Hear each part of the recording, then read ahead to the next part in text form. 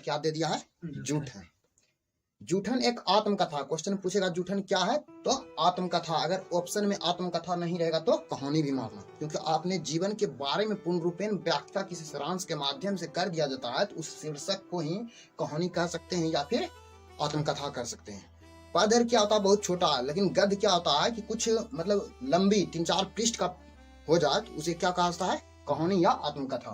तो लेखक मेन रूप से आत्मकथा पर जो उसके साथ जीवन में घटना घटा वही घटना अपने पारिवारिक माध्यम से और उस समय जो समाज के प्रति उसके प्रति जो लोग छुआछूत की भावना था वह देखते हुए अपने इस अथी में जूठन में वर्णन किया। और उसी का हम समझेंगे सारांश किस तरह, और इस तरह से सुनना है कि लास्ट वाला सब क्वेश्चन आंसर डन कर देना, ठीक। ये नहीं कि हम फिर बाद में क्वेश्चन लिखाने की आवश्यकता पड़े। जैसे वो लड़का था, वो सब क्वेश्चन जब पढ़ा देते तो सब ऐसे बोल देता, तो तुम लोग को भी उसी तरह बोलना। अब स्टार्ट होता, यानी इस जूठन का लेखक कौन है, ओम प्रकाश वाल्मीकि।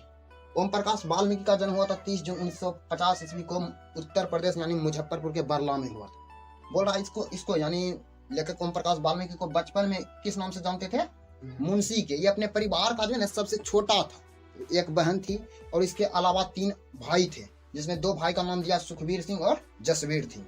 और सबसे ये छोटा होने के कारण इसके माता पिता और भाई बहन सब इसको बहुत प्रेम करते थे, यानी प्यार देते थे, दुलार। किसको, ओम प्रकाश वाल्मीकि को। ये इसके माता पिता का नाम है, यानी माता का नाम मकुदी देवी और छोटन लाल है पिता का नाम, और भाई हो गया। अब बोलता है कहानी की शुरुआत, लेखक बोलते हैं हम अपने जीवन की शुरुआत बोल रहा है कि जब मैं अपने उस समय जो चारों तरफ समाज में छुआछूत की भावना था तो उस समय हमारे पिताजी जो है कमाने के लिए यानी काम करने के लिए दूसरे यानी उस समय जो उच्च वर्ग के जात रहते थे उसके यहाँ हमारे भाई बहन और मम्मी पापा सब जाकर काम करते थे। लेखक बता रहे हैं अपने बारे में कि उस समय जब मैं छोटा था, करीब 4-5 वर्ष का था, तो उस समय हमारे पिताजी मतलब आसपास के गांव में जो स्कूल होता है उसमें पढ़ने के लिए हमें दाखिल बोला कि जाना है पढ़ने के लिए। तो उस समय ओम प्रकाश वाल्मीकि के परिवार में उस समय इतना दलित और गरीब था कि वो कपड़ा और सही से अच्छा से नहीं, फटल चिटल पैंट सब पहनता था। और बोलता है कि ओम प्रकाश वाल्मीकि उस समय हमें खाने के लिए भी उतना नहीं पड़ता था हमारे परिवार को, जिसके कारण दूसरों को यहाँ जाकर काम धाम कुछ खाने के लिए मिलता था, तो वो खाने के लिए जो जूठन ही मिलता था, वो मेन रूप से उसको खाना में क्या दिया जाता था, जूठन। दूसरे के यहाँ काम भी करता था। लेकिन किसी तरह उसके पिताजी हमको, यानी लेखक स्वयं बोल रहे हैं, हमारे पिताजी हमें विद्यालय में दाखिल कराने के लिए उन्होंने एक बैग ला दिया। और हम जैसे बचपन में प्रारंभिक आसपास के गांव में जो स्कूल होता है, जब वहाँ जाने लगे पढ़ने के लिए, वहाँ जब वो गए तो उसी स्कूल में एक हेडमास्टर था। उस हेडमास्टर का क्या नाम है, कलीराम। हम लिख दिए, जिसको ऑब्जेक्टिव लिखना है लिखने का बाद में। क्वेश्चन पूछता है कि ओम प्रकाश वाल्मीकि जिस विद्यालय में पढ़ने के लिए गए थे उस विद्यालय के टीचर का, हेडमास्टर का क्या नाम था, कलीराम। तो कलीराम था। तो जैसे ये कलीराम जो है ना, कलीराम के बारे में ये 1 नंबर हट्टा कट्टा, ये कलीराम उस समय की बात लेखक बता रहे हैं। और हल्का बड़ा होने के कारण जो है ना लंबार था, और ये जब बोलता था ना कड़क आवाज निकलता था, क्या, कड़क आवाज। और जिससे कि जितना इसके ये जब पढ़ाने के लिए स्कूल में आते थे तो सभी बच्चा इससे डर भयभीत था। कौन, हेडमास्टर कलीराम से। तो जैसे मतलब स्कूल में ये ओम प्रकाश वाल्मीकि गए, और उसी आगे में तो पहले जाने से पहले तो टीचर मिलता है, तो वो प्रवेश के द्वार पर ही थे कि ओम प्रकाश, जैसे हेडमास्टर देखा कि आ रहा है एक, जैसे उसका चेहरा ही पहचान लिया कि दलित वर्ग का है, ये जो आया है आज पढ़ने के लिए, आज जो आ रहा है उसका मतलब स्वेटर गंदा था, फटा था, जिसके कारण कलीराम जो है ना, यानी हेडमास्टर कलीराम, उसको चेहरा और शरीर को देख कर ही पहचान गया ये दलित वर्ग का लड़का है। तो आया तो नाम पूछा, बताया, उसके बाद उसके साथ बोला कि हेडमास्टर कलीराम कि तुम जो है ना, यानी तुम्हारे समाज के जितने भी दलित वर्ग हैं, तुम लोग को पढ़ने का अलाव नहीं है। ये हेडमास्टर किसको बोल रहे हैं, ओम प्रकाश वाल्मीकि को। तुम सबका जन्म ही हुआ है हम उच्च वर्ग की सेवा सत्कार के लिए। ये हेडमास्टर उसको बोल रहे हैं, कलीराम को। जबकि ओम प्रकाश पढ़ने के लिए गए थे विद्यालय में, और शिक्षा एक ऐसा चीज है वो नीचा वर्ग और ऊंचा वर्ग नहीं देखता, शिक्षा कोई भी ले सकता है। तो लेकिन ऐसे बात बोलते हुए तो ओम प्रकाश और वाल्मीकि जो है ना बहुत छोटा होने के कारण वो डर रहा था, उस समय कांप रहा था उसके सामने।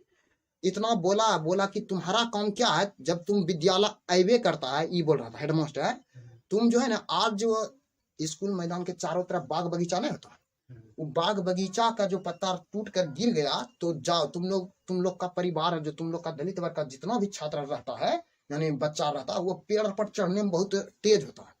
तो तुम भी पढ़ने अति पेड़ पर चढ़ने में तेज होगा, जिसके कारण तुम जाओ उस पेड़ पर चढ़कर लंबी लंबी डाली वाला 2-4 गो तोड़कर उसका डांट को तोड़कर एक झाड़ू बनाकर इस पूरा मैदान को तुम क्या करेगा, आज साफ सफाई करेगा। ये बोल रहा है कौन?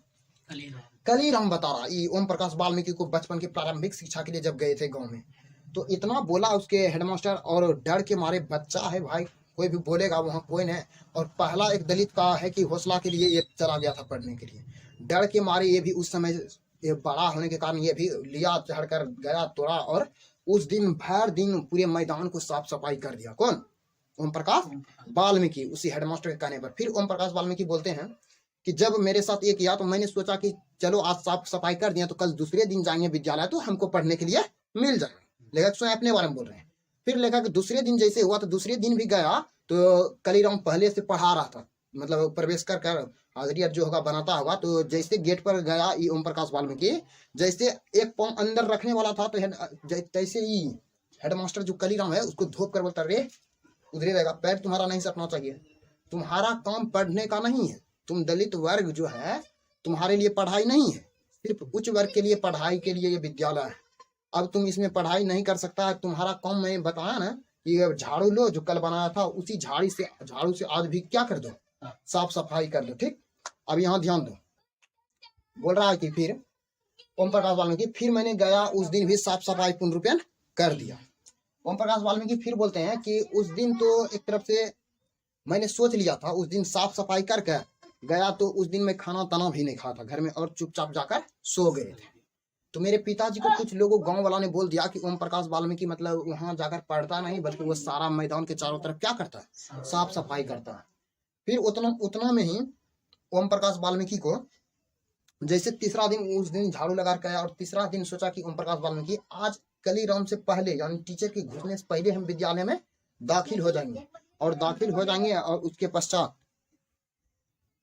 तो फिर वहां पर जब तीसरे दिन लेखक सोचा कि आज हम साफ सफाई, उस दिन खाना में गया, फिर जैसे सोचा कि आज कलीराम आने से पहले हम विद्यालय में दाखिल हो जाएंगे, यानी टाइम से पहले ही ओम प्रकाश वाल्मीकि मतलब कपड़ा पहना और जाकर जो बेंच होता है यानी पीछे वाला बेंच नहीं होता है, वो पीछे वाला बेंच में सभी स्टूडेंट आ गया था और वो भी प्रवेश करके, और पिछला बेंच जो था लास्ट बेंच, वहां जाकर ओम प्रकाश वाल्मीकि की हुआ एक कोना में डुबक कर बैठ गया कि कलीराम आएगा तो हमको देखेगा नहीं और हम कुछ पढ़ लेंगे।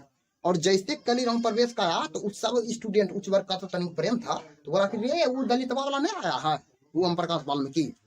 कौन बोल रहा है? कलीराम हेडमास्टर बोला। अब कोई स्टूडेंट आगे जो बैठता था उससे लगाव था, जिसके कारण आगे वाला बोला हाँ सर आया है, वो पीछे में डुबक कर बैठा है। अब वहां से वो खड़ा होता था तो इससे पूरा हॉल दिख जाता था, इतना लंबा हट गया था।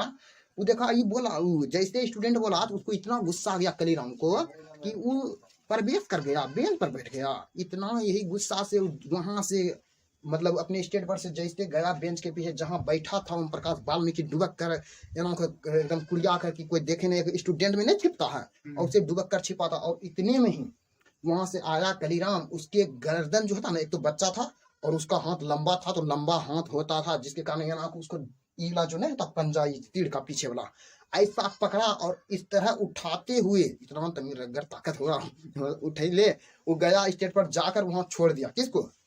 ओम प्रकाश वाल्मीकि को। हेडमास्टर जैसे आया तो जिस प्रकार एक बिल्ली चूहा को नहीं दमोचता है, ठीक उसी प्रकार ओम प्रकाश वाल्मीकि बोलता है कि हमको उस तरह हमारे गर्दन को पकड़ा और दमोचते हुए हिलाते हुए अपने आकर अथी जहाँ पर वो कुर्सी लगा रहता वहां पर से छोड़ दिया। और फिर बताता है कि तुमको काम यहाँ मतलब पढ़ने का नहीं रहा है, तुम साफ सफाई करने के लिए बने हो, फिर से तुम अपने काम में लग जाओ। उतने में ही उसके पिताजी उसी जगह से आ ही रहे थे कि सब गाँव वाला इसको पहले बताया था कि नहीं पढ़ता, जिसके कारण उसके पिताजी आ रहे थे। और वह आने के पश्चात तो रोकने के पश्चात उसके पिताजी देखा कि मेरे पुत्र जो है विद्यालय के साफ सफाई कर रहा है, तो वो विद्यालय में प्रवेश किया यानी मैदान में प्रवेश किया। और जैसे पिताजी उसके सामने आए तो ओम प्रकाश वाल्मीकि रोने लगे और कस के उसके गले लग गया और यह प्यार करते थे पिताजी उससे सबसे ज्यादा, जिसके कारण उस दिन उसके पिता, एक गांव क्षेत्र का नहीं होता किसान भी, एकदम नए हम डरेंगे अगर हमारे साथ नहीं कुछ गलत हो रहा है। तो उस दिन उसके पिताजी जोर से चिल्लाया अपने स्कूल में, जितना हेडमास्टर टीचर था, और सब बाहर निकल कर देखने लगा कि कौन चिल्ला रहा। उस दिन जब मैदान में ओम प्रकाश वाल्मीकि को जैसे पिताजी चिल्लाया, तो उस दिन लिखते हैं, लिखा है कि उस दिन हमारे पिताजी किसी से डरे नहीं थे। हम लोग दलित होते हुए भी उस दिन सभी उच्च वर्ग का जोर शोर से हमारे पिताजी क्या किए थे, भद्दी भद्दी जो गालियां होते हैं वो सुना दिए, और उधर से उस सब का मन बढ़ा था, जिसके कारण कलीराम भी हमारे पिताजी पर भी बहुत से बोले। और उसके बाद बोलता है क्या, ओम प्रकाश वाल्मीकि वहां से जब आ जाते हैं तो फिर बोलते हैं ये हुआ उसकी प्रारंभिक, ये जो घटना हुआ था, तो प्रारंभिक घटना, क्वेश्चन बोलेगा तो तुम लोग लिख देना, ठीक है। अब बोलता है ओम प्रकाश वाल्मीकि, जब फिर हमारे जो भाई थे वो अपने मतलब कि जीवन जीने के लिए, हमारी एक भाभी भी थी, तो वो लोग हमारे भैया जो है ना अपने आसपास के गांव में जो उच्च वर्ग के थे उसी के यहाँ जाकर काम करते थे। ओम प्रकाश वाल्मीकि लिखते हैं कि उसी के यहाँ काम करते थे, और काम करने के पश्चात उसको जो है ना मतलब दो जानवर, कितना, दो जानवर पर एक तरफ से बोल रहा है कि दो जानवर रहेगा ना, दो जानवर अगर साल भर काम करेगा ना, उसका गोबर मलमूत्र घास भूसा लाकर सब चीज कर देगा, तो साल भर में 5 सेर अनाज मिलेगा। कितना, 5 सेर अनाज मिलेगा। लेखक बोल रहे हैं 5 सेर अनाज दिया जाता था, जिसके कारण किसी तरह हमारे भाई सब काम करते थे।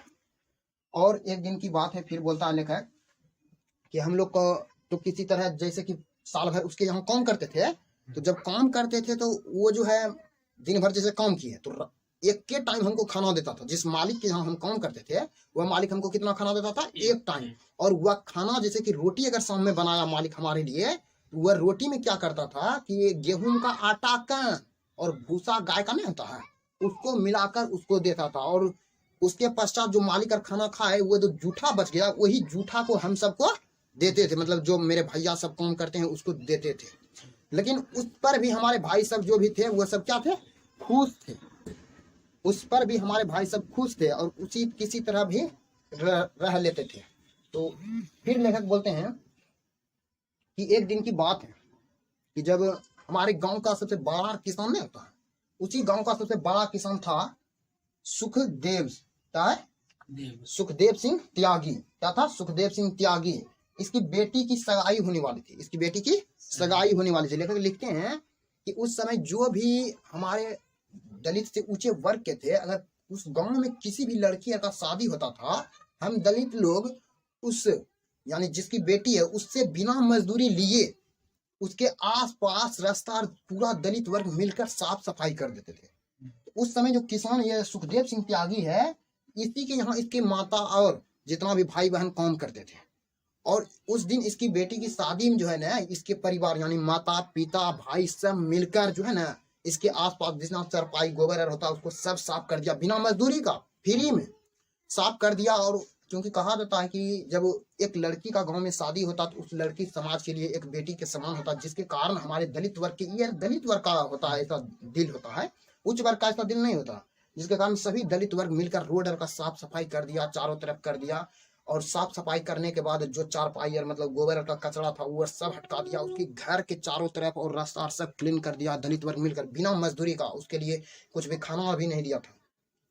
सोचा कि जिस दिन शादी होगा, लेकर बोल रहे हैं कि जिस दिन शादी होगा उस दिन अच्छे अच्छे पकवान पकेंगे, अच्छे अच्छे पकवान पकेंगे, तो उससे जो बरातर आकर खाना खाकर जाएंगे उससे जो पत्तल पर रहेगा वो मिल जाएगा खाने के लिए। अगर कुछ बचेगा तो हमें थोड़ा मिल जाएगा, क्योंकि हम उसका क्या है, नौकर है। तो यही सोचकर लेखक की माँ और पिताजी पूरे भर दिन काम कर दिया। और जिस दिन बारात आए और बारात खाना खाकर निकले तो विदाई हो गए, उसकी लेखक की माँ, लेखक और उसकी बहन, 3 गो, कौन, लेखक की माँ और बहन उसके और लेखक स्वयं, तीनों सुखदेव सिंह त्यागी के गेट जो होता है द्वार जहां से लेखक विदा हुआ वहीं पर खड़ा रहा। और उधर से जैसे विदा कर कर आए सुखदेव सिंह बरातियर को, तैसे उसकी माँ बोलते हैं कि बारात विदा हो गए, बोला हाँ हो गए। फिर बोला कि लड़कियां हो गया, हम हो गए। तो लेखक की माँ सुखदेव से बोलता है कि जो भी मतलब कि बारात खाना खाए वो जो चले गए खाना खाकर, जो कुछ पकवान बचे हैं घर में वो उससे थोड़ा दे देते हैं ना, तो हम अपने बेटी और पुत्र को दे देते। यानी लेखक की माँ किससे मांग रहा, सुखदेव सिंह त्यागी से। तो इस पर सुखदेव सिंह त्यागी को इतना बड़ा गुस्सा आ गया कि इस पर बहुत फूट पड़ा। किस पर, लेखक की माँ पर। लेखक लिखते हैं हमारी माँ पर उस दिन इतना गुस्सा आया सुखदेव सिंह त्यागी वो सुखदेव सिंह त्यागी बोला कि वो जी उतना जूठा बारात वाला तुम अभी टोकरी में सैट कर घर ले गया, उससे तुमको मन नहीं भरा। अब जो उतना ले गया उससे भी नहीं मन भरा और मांगने आ गया। लेकिन उस दिन भी इतना बोलने के पश्चात भी एक भी पूरी और कुछ भी रसगुल्ला और जो मिठाई और जो बना था वो भी देता तो होता, लेकिन उतना बोलकर भी उसे कुछ दिया नहीं। जबकि उससे सिर्फ एक वो पूरी या मिठाई है ना मांगा था। अरे उसकी बेटी की शादी तब चारों तरफ काम कर दिया, इतना वो दया से देता लेकिन नहीं दिया। यही लेखक लिखते हैं कि उस दिन हमें सबसे ज्यादा तकलीफ हुआ। फिर लेखक बोलते हैं कि इस तरह हम जब फिर अपनी 9वीं कक्षा में पढ़ते थे तो उस समय की बात की घटना है, उस समय जितना भी जानवर मरते थे ना, तो उस समय उच्च वर्ग कहता था कि जितना दलित वर्ग है वही सब इस जानवर को उठाकर बेचना पड़ता था। और उस बेचने के पश्चात हमें हम लोग को कुछ मिलता नहीं था, मात्र मिलता था क्या, तो एक तरफ से जैसे जानवर को बांध कर लेकर उस समय जो एक जैसे कि मेरे मालिक का मर गया जानवर, तो उस परिवार का सदस्य उसके टांग में रस्सी बांधकर बांस घुसाकर एक जगह से लेकर बहियार में जाकर उसको चीर फाड़ कर उसकी चमड़ी को उजाड़ कर और अलग जैसे ना शहर का नाम भूल गए हैं, तो अलग जगह पर लेकर जाकर बेचता था ना, उससे 25 रुपया मिलता था चमड़ी पर। तो लेखक लिखते हैं कि एक दिन की बात है जब हम 9 कक्षा में पढ़ते थे तो उसी समय हमारे मालिक का एक बैल मर गया था, बैल।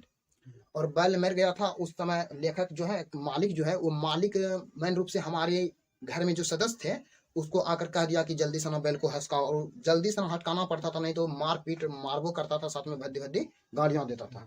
जिसके कारण जब हम कक्षा में पढ़ते थे उस समय हमारे घर में कोई नहीं था। लेकर लिखते हैं उस समय से मेरे भैया भी चल गए थे बाहर और मेरे पिताजी भी बाहर चल गए थे और सिर्फ हम थे, भाभी थे और माँ थी। और यही घटना कर लेखक फिर लेखक बोलते हैं कि जब हम 9 में पढ़ते थे तो मेरी मम्मी द्वारा मतलब स्कूल में भेजवाया और वहां से जब बुलाया आया तो वो माँ हमको पूर्ण रूपेण जो है एक तरफ से बुलाया और जानवर मर गया तो वो अकेला बस के बात नहीं होता कि एक जानवर को हटका दे रास्ता पर से। जिसके कारण लेखक की माँ अपने आसपास का जो पड़ोसी होता है ना, पड़ोसी यानी जो भी मतलब चाचा हुआ, तो लेखक की माँ बोला कि ये अभी छोटा बच्चा, इससे नहीं होगा जानवर का काम। जिसके कारण वह पड़ोस के आदमी जो हुआ उसको जाकर कहा, तो लेकिन उसकी माँ की बात मान लिया। लेकिन मान लिया तो उसके चाचा जी जो है टांगर में बांधा और बोला कि किसी को जाना पड़ेगा, हम सिर्फ एजेंट से हटका देंगे। ये गांव वाला पड़ोसी जो था बोला चलो इतना भी हो जाएगा। तो उसके टांगर में बांधा रस्सा और वहां से लेकर चला गया और जाकर और जो चाचा था उसके मतलब आसपास के वो चाचा बोला तुम भी एगो छुरी पकड़ो लेखक को। और उस समय जानवर को ले जाकर उसको छुरी पकड़ाना पड़ता था और छुरी पकड़ा कर बोला क्या कि इस चमड़ी इस तरह उजाड़ा जाता। और लेखक बोलते हैं उस समय हमें चमड़ी उजाड़ने के लिए नहीं आता था, तो जिसके कारण हमारे चाचा बोले तो हम जो है उसके चीर फाड़ कर हम भी सीखे तनी मनी। और उसके बाद चमड़िया लेकर वो चमड़ी जो है ना हमारे वजन से दुगना था। जब चमड़िया को निकाल लिया तो लेखक लिखते हैं कि हमारे जो चमड़ी उजाड़े हैं उसमें खून तुन लगा था, मेरे शरीर पूरा गंदा महकने लगा था। और जब चाचा जी मतलब वो इनकार कर दिए कि हम नहीं लेके जाएंगे, हम तो सिर्फ यहाँ तक बोले थे आकर और उसके बाद हम नहीं चमड़ी लेके जाएंगे। यही सुनकर लेखक बोला उस दिन चाचा जो चमड़ी उजाड़ा वह एक पोटरी बनाकर हमारे सिर पर रख दिया और बोला कि लेके जाओ घर। उसको बेचता था और उस समय पैसा नहीं था तो लेखक को बोला गया था, उसके मालिक का था, जिसके कारण वह बेचता तो उसको पैसा होता। यही कारण उस दिन लेखक लिखते हैं उस दिन जब 9 कक्षा में हम पढ़ते थे हमारे चाचा जो उस चमड़ी उजाड़ कर हमारे शरीर पूरा गंदा हो गया था, महक रहा था, वह चमड़ी हमारे वजन से दुगना था। लेकिन चाचा को बोले कि हमारे जो कक्षा है ना स्कूल के आगे कर दीजिए तब वहां से हम लेकर चले जाएंगे। लेकिन मैंने खूब चाचा से मनाया लेकिन मेरे चाचा नहीं माने। और हमको तो डर यही लग रहा था, एक तो पहले से हमारे समाज का प्रतिष्ठा नष्ट है, दलित वर्ग होने के कारण कोई स्टूडेंट नहीं साथ ये सकता। अगर हम इस हालत में जाएं, पूरा गंदा था और चमड़ी लेकर जाएं, और उस समय जो आ रहा था वही समय स्कूल का छुट्टी होने वाला था उसी समय, और छुट्टी होने वाला था जिसके कारण लेखक लिखते हैं कि छुट्टी होने वाला था तो हम अगर आते उस हालत में हमारे साथी लोग देखता तो हम पर बहुत हंसता। आज भी हम लोग जो गांव में हैं अगर हम लोग को अभी अगर मैदान मिल जाए और हम लोग कोई काम कर कर आते हैं तो हम लोग को भी प्रतिष्ठा की चीज है कि तुम लोग अच्छी तरह जानता है। तो लेखक को भी उस दिन यही लगा कि जब वो आ रहे थे तो बोला कि चाचा जी जो मेरे विद्यालय उसके आगे कर दीजिए, वहां से हम लेकर चले जाएंगे चाहे भारी दुगना रहे। लेकिन चाचा जी नहीं माने और उस तरह अपने सिर पर लिया और सिर पर लेकर, और पहला नंबर तो इतना वजन था कि वो तो चल नहीं सकता था, और ये जैसे विद्यालय के मैदान के आसपास की छुट्टी भी होने वाला था, जिसके उसके नजदीक आया कि उसका इतना वजन रहते हुए भी लेखक उस गति से दौड़ने लगा कि मानो छुट्टी होते होते वह लेखक उस क्रॉस कर गया और थरथरा रहा था, पूरा एकदम वजन था और पूरा मैला था कि कोई स्टूडेंट देख ना ले। ये हम अपनी प्रतिष्ठा बचाने के लिए वजन की दुगना वजन लेकर वहां से क्या निकल पड़े लेखक। आगे फिर लिखते हैं लेखक, जब वहां से गए, जैसे हम घर पर गए, वहां मतलब वजन होने के कारण हम वहां गिर गए और गिरते ही हमारी माँ हमको देखकर रोने लगी। हमारी हालत को देखकर हमारी माँ रोने लगी और रोते हुए उसी समय हमारी भाभी अंदर में थी और भाभी आकर हमारी माँ से बोलती है क्या, ये क्वेश्चन में पूछा जाता है कि उसकी भाभी ने क्या कहा था लेखक से। तो फिर वो बोलता है कि जब वो ऐसी हालत को देखकर उसकी माँ रोने लगी तो उसकी भाभी बोलता है कि ये सब मतलब इनसे ये सब मत कराइए माँ जी, क्योंकि ये अभी बहुत छोटे हैं, हम लोग भूखे रह लेंगे, लेकिन किसी के साथ मतलब इस छोटे बालक के साथ अभी ऐसा मत करवाइए ये काम। तो इतना कहकर फिर वहां से लेखक लिखते हैं कि इस समय इस तरह मेरा जीवन कटते गया और जब मैं एक पूर्ण रूपेण लेखक बन गया तब हमें जब मतलब अपने जब बड़ा हो गया वो लेखक, तब बता रहा घटना कि जब हम ऊंचे पद पर, जब चारों तरफ मेरा विख्यात हो गया, जब हमें पैसा की कमी नहीं हुआ, उसी समय ये जो सुखदेव सिंह का एक पोता है, सुखदेव सिंह का एक पोता सुरेंद्र सिंह था। कौन था?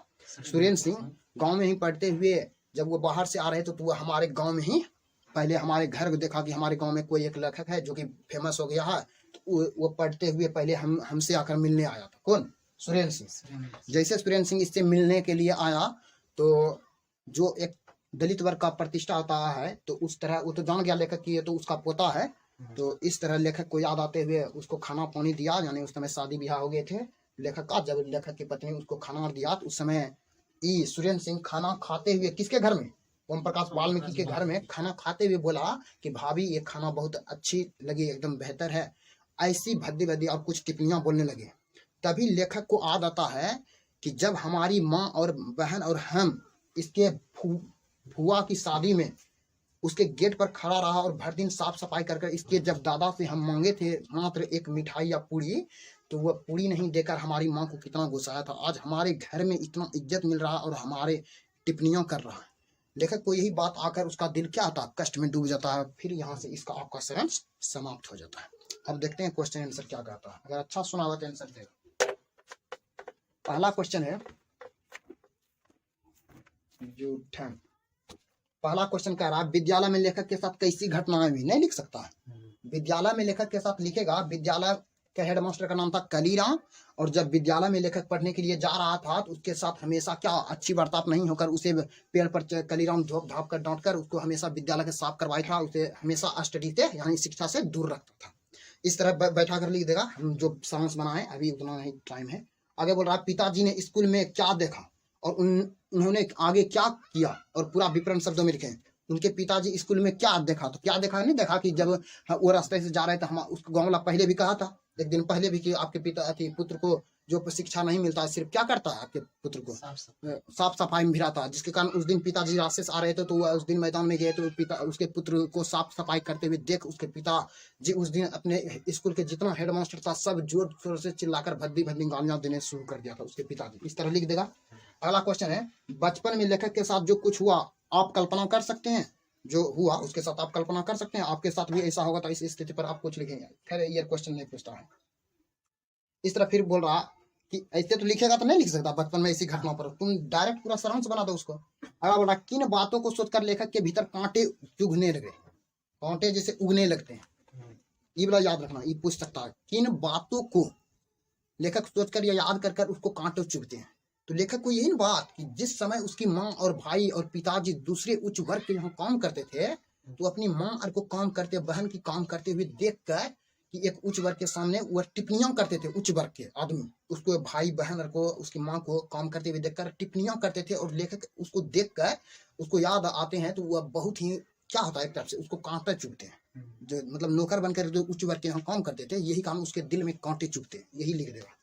अगला क्वेश्चन है कि दिन रात मर खप में हमारे पसीने कीमत मात्र जूठन है, फिर भी किसी को शिकायत नहीं और कोई शर्मिंदगी नहीं, तो पश्चाताप में ऐसा क्यों, सोचिए और उत्तर दीजिए। इस तरह तुम लोग देखा, उसके भाई जो दूसरे के यहाँ से काम करते थे तो उसको वो खाने में क्या मिलता था, एक मोट आधा मतलब कि गेहूं का आटा उसमें भूसा मिलाकर मिलता था। इस पर भी उसके भाई को कोई ऐतराज था, यही वाला लिख देगा। अगला बोल रहा है, सुरेंद्र सिंह की बातों को सुनकर लेखक विचलित क्यों हो जाते हैं। वो जो सुरेंद्र सिंह जो पढ़ लिख कर जब लेखक ओम प्रकाश वाल्मीकि के घर में आए थे, उसकी बातों को सुनकर वो क्या विचलित नहीं हुआ था कि जिस समय इसके दादाजी की बेटी की शादी, यानी बेटी की शादी था, तो उस समय हमारी माँ जो उससे सिर्फ खाने के लिए जूठन मांगे थे, तो उस समय इसकी दादा जो है ना मेरी माँ को की तरफ से भद्दी भद्दी क्या हुआ, गलियार सुनाती।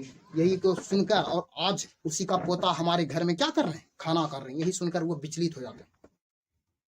आगे बोल रहे हैं लेखक, अगला क्वेश्चन है, घर पहुंचने पर लेखक को देख उनकी माँ क्यों रो पड़ती है, नहीं बता सकता है। यानी लिखेगा उस समय जिस समय कि घर में कोई उसके पिताजी भाई नहीं थे, तो उस समय गांव उसके मालिक एक बैल मर गया, उसको रास्ता पर हटाने के लिए कहा। तो जब लेखक अपने चाचा जी के साथ गए थे, तो उस समय लेखक की चमड़ा यानी बैल की चमड़ा उतार कर जब घर आए थे उस समय, तो जैसे घर आए तो उसके पैर कांप रहे थे, पूरा शरीर गंदा होने के कारण, या इस ऐसी स्थिति उसकी ऐसी स्थिति को देखकर उसकी माँ क्या होने, रोने लगी थी। और उस पर रोने लगी थी। बस लेखक ये माया पढ़ना है क्वेश्चन, बस इतने पर लिख देगा कि रोने लगी। अगला क्वेश्चन बोल रहा है, लेखक की भाभी क्या कहती है और उस कथन का महत्व लिखेगा। तो इतना को क्वेश्चन नहीं लिखना, 3-4 लाइन पुराने के लिए फिर तुमको यही बात दोहराना रहेगा, जैसे अभी पीछे वाला बोले। तो फिर लिखेगा कि जब बैलर का चमड़ा उतार कर आए थे लेखक, कभी घर पर आते हैं उसके चमड़िया थी, पैर गंदा हो गया था, शरीर गंदा होने के कारण गिर पड़ा और माँ ऐसी स्थिति को देखकर रोने लगी। और इसी पर हमारी भाभी ने अपनी माँ से कहा कि इनसे ये सब मत करवाइए क्योंकि ये बहुत छोटा है, हम लोग भूखे रह लेंगे लेकिन इनसे ये सब मत करवाइए, उसकी भाभी ने कहा। फिर अगला क्वेश्चन है, इस आत्मकथा को पढ़ते हुए चलिए, वो भी आपका कंप्लीट। ठीक, आगे वीडियो में देखते हैं।